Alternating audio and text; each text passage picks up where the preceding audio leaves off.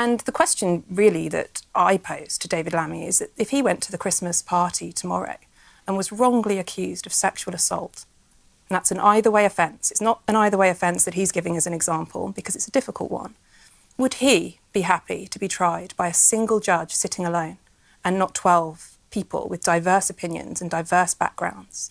Because our judiciary are brilliant, they are great lawyers and they are public-spirited people, but I'm afraid to say they're not special at deciding facts. If we had a circuit judge in here now to decide who stole what or who touched who or who drove the car dangerously, they would be no better equipped than you or I or anyone else on the street to decide. In fact, they might be less well equipped because they will be case hardened. Hi guys, thank you for joining us again on the channel, much appreciated. And if you've subscribed recently, thank you very much, or liked any videos, that was much appreciated. Thank you very much. What I've got for you today, which is quite interesting, is obviously you know that there's this thing going on about cancelling jury trials. Come out of the blue, wasn't in the manifesto. Where's it come from? It's happening in other places as well. All of a sudden they want to cancel jury trials for potential convictions under 3 years, and they're brushing it off as if it's nothing. And of course, normal Joe public really doesn't have the tools to argue about it. So we're relying on people that have got an insight into it, are involved in the judiciary, and can actually push back on what he's doing. Why is he doing it? Is it necessary? And it's interesting because we have this young lady now who's a lawyer who's appeared on Politics Live today, and she has brought an insight into what's actually going on. Why cannot understand why he's doing what he's doing, and sets out what could be done and the reasons why what he wants to do will not work. And it sort of adds more concerns to why they are doing it. We've got digital ID, we've got getting rid of jury trials so that judges can make decisions autonomously.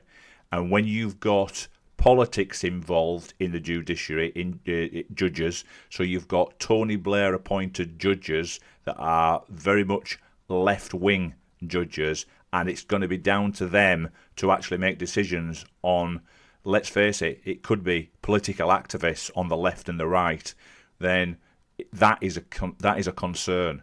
So I just want you to listen to what this lady has to say, because she is at the coalface and she knows what difference the changes that Lammy is intending to make are going to make to the process, and it isn't very much.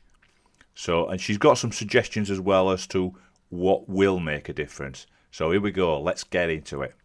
So the question that David Lammy is going to be grappling with today is, where do we draw the line? And it seems very clear now that he's going to move the line for citizens, people watching your programme, as to when they are entitled to trial by jury. Now, in my view, if somebody is going to lose their liberty for a significant period of time, lose their job, potentially lose their family, lose their ability to travel, lose their good name, these are serious offences. And David Lammy has done the media round this morning speaking about people pinching bicycles and nicking phones and juxtaposing those against rape victims. And that's a very effective strategy. He could come and do my job and be very persuasive, I'm sure. But I conduct rape trials almost every day of my working life, and I see the real delays. And I've never seen a rape trial held up by somebody who's pinched a bicycle. I know what the real delays are. I know where the real remedies lie. And so do the criminal bar, and so do the judges. And we've liaised with Sir Brian Leveson, and we've liaised with the government. Who has been doing a big inquiry into all of this. Yeah. And the question really that I pose to David Lammy is that if he went to the Christmas party tomorrow and was wrongly accused of sexual assault, and that's an either-way offence, it's not an either-way offence that he's giving as an example because it's a difficult one, would he be happy to be tried by a single judge sitting alone and not 12 people with diverse opinions and diverse backgrounds? Because our judiciary are brilliant, they are great lawyers and they are public-spirited people, but I'm afraid to say they're not special at deciding facts.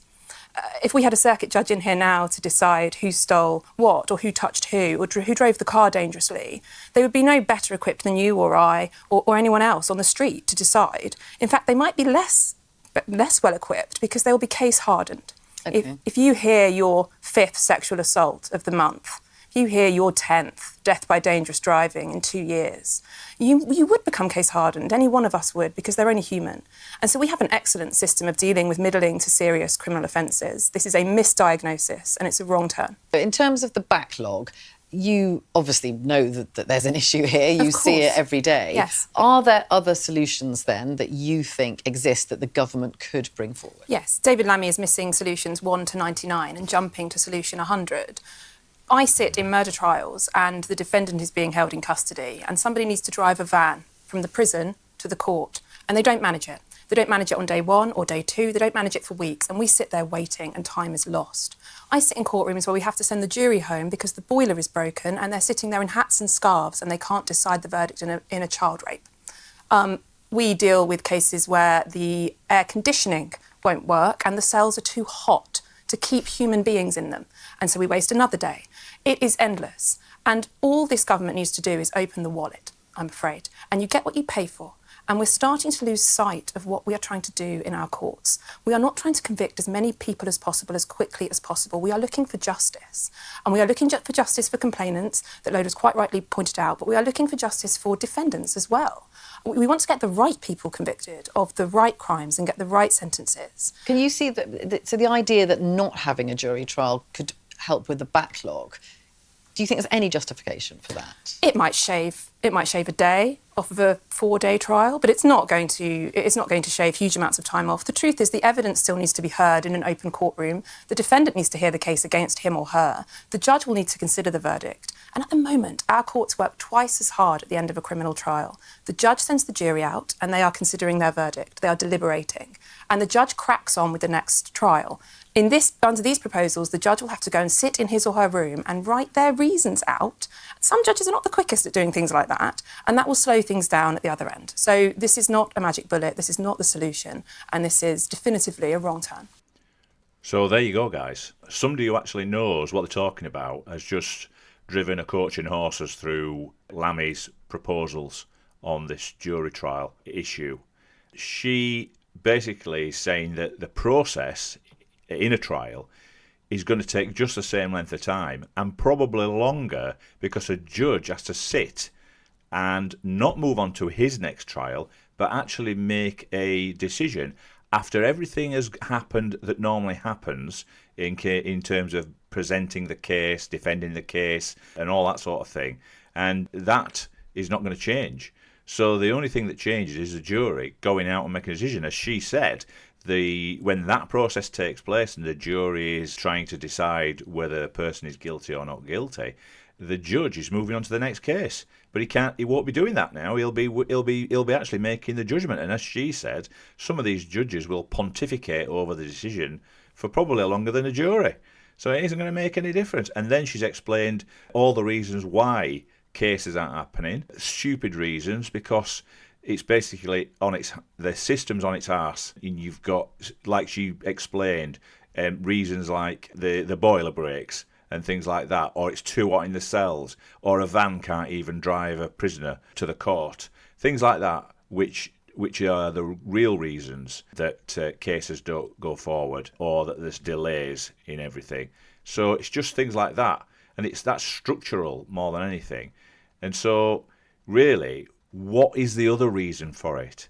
What is the other reason for it? Digital ID, jury trials being cancelled, and now look at the people that got put away when there was all the trouble because of what happened with the murder of the three young girls. Look what happened then after the trouble.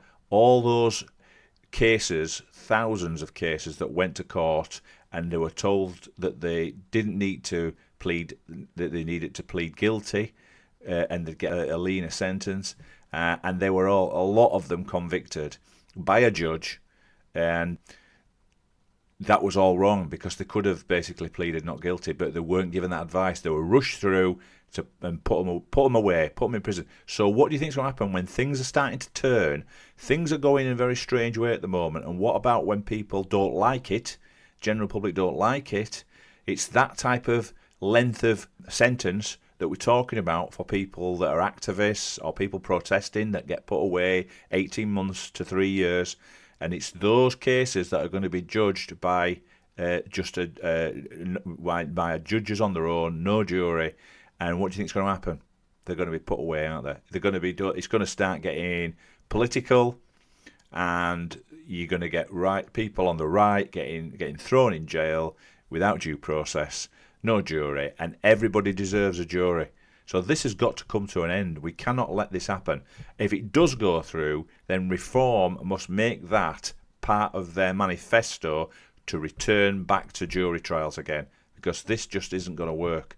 And it does worry you that they are trying to get a system up and running that will mean that people can't complain on the streets, or activists can't do what they do when things start to hot up, or when anybody wants to protest, that they won't be able to do that because they will not have a jury and they will be straight to prison.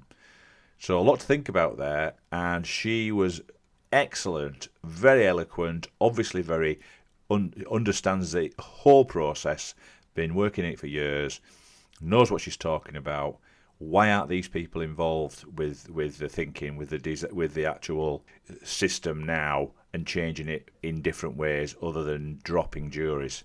You know, it's ridiculous. Anyway, just wait to see that. I thought it was really important.